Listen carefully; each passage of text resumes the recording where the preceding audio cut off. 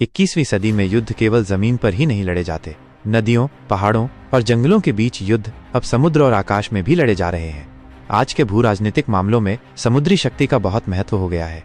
राष्ट्रों की ताकत उनकी नौसेना की ताकत से मापी जाती है। भारत एक ऐसा देश है जिसकी 7,500 किलोमीटर लंबी समुद्री सीमा दुनिया के प्रमुख समुद्री मार्गों के बीच स्थित है।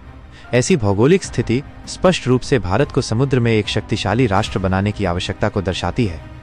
भारत को समुद्री शक्ति की आवश्यकता है। भारत की तटीय सीमाएं न केवल भूमि की रक्षा करती हैं, बल्कि अर्थव्यवस्था की जीवन रेखा भी हैं।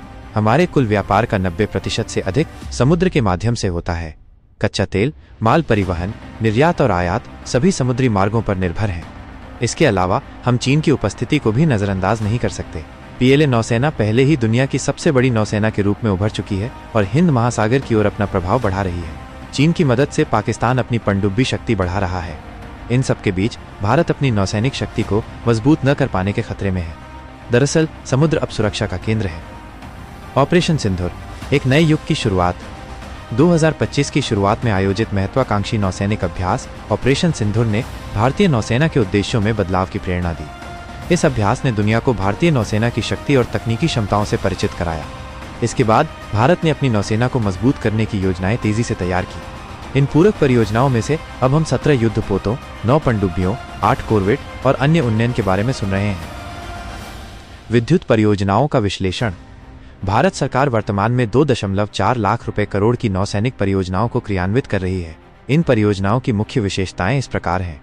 परियोजना 17B-7 अगली पीढ़ी के स्टील्थ युद्धपोत, 70,000 करोड़ रुपए की लागत से निर्मित। ब्रह्मोस मिसाइल एडी प्रणाली स्टील्थ संरचना। परियोजना 75I 6 आधुनिक पनडुब्बियां, air independent propulsion AIP, 70,000 crore रुपए की लागत। 3 स्कॉर्पियन श्रेणी के जहाज एड ऑन, वर्तमान कलवरी श्रेणी के जहाज का उन्नत संस्करण, 36,000 करोड़ रुपए की लागत। 8 कॉरवेट, तेज संचालन, छोटा आकार, तेज गति। तटीय रक्षा के लिए नौसेना महत्वपूर्ण है। ये सभी जहाज भारत में बनाए जा रहे हैं। Mazagon Dock, L&T, Garden Reach, Hindustan shipyard जैसी कंपनियां इन परियोजनाओं में शामिल हैं। तकनीक और तकनीकी ताकत। आज के जहाज न केवल दिखने में शक्तिशाली हैं, बल्कि उनमें कृत्रिम बुद्धिमत्ता, साइबर निगरानी, नेविगेशन और रडार स्टील्थ तकनीकें भी हैं। ब्रह्मोस सुपरसोनिक मिसाइलों की स्थापना, डिजिटल युद्ध नियंत्रण इकाई, दूरस्थ ड्रोन नियंत्रण प्रणाली, शत्रु निगरानी, उपग्रह संचार, ये सभी भारतीय तकनीशियनों के कौशल से निर्मित है। यही आत्मनिर्भर भारत की ताकत है। चीन और पाकिस्तान से दुश्मनों को डर। चीन की पीएलए नौसेना के पास अब 355 जहाजों की ताकत है। उसके पास 60 से ज्यादा पनडुब्बियां हैं। इसी ताकत के दम पर चीन पीले सागर से लेकर हिंद महासागर तक अपना प्रभाव स्थापित कर रहा है।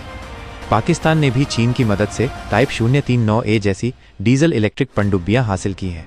अगर भारत ने उचित जवाब नहीं दिया तो भविष्य में समुद्र में एक सदी के खतरे शुरू हो जाएंगे। भारतीय नौसेना के नौसैनिक अभ्यास।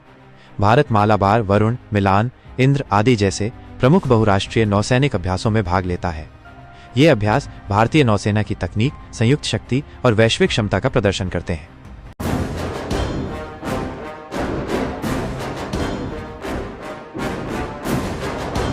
– 2035 का लक्ष्य और भावी नौसेना।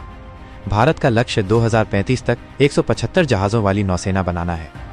इसमें शामिल है स्क्वाड्रन आधारित नौसैनिक तैनाती, नौसेना के विमान वाहक पोतों का विस्तार, मानव रहित नौसैनिक लड़ाकू इकाइयां, उन्नत पनडुब्बी तकनीक। यदि भारत इस लक्ष्य को प्राप्त कर लेता है तो वो न केवल एक नौसैनिक शक्ति बन जाएगा, बल्कि वैश्विक सुरक्षा संतुलन में एक महत्वपूर्ण कारक भी बन जाएगा। भारतीय नौसेना अब तकनीक, देशभक्ति और सुरक्षा का प्रतीक है। ये शक्ति प्रदर्शन नहीं, बल्कि शांति का एक मजबूत वादा है। भारत की ताकत बढ़ रही है, हमें भी जानना और शेयर करना जरूरी है। क्या आपको ये वीडियो पसंद आया?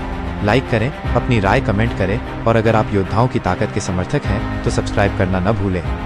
ये त्रिशूल टेक प्लस है। हम जल्द ही आपके लिए और भी राज, ताकत और तकनीक से जुड़ी कहानियां लेकर वापस आएंगे।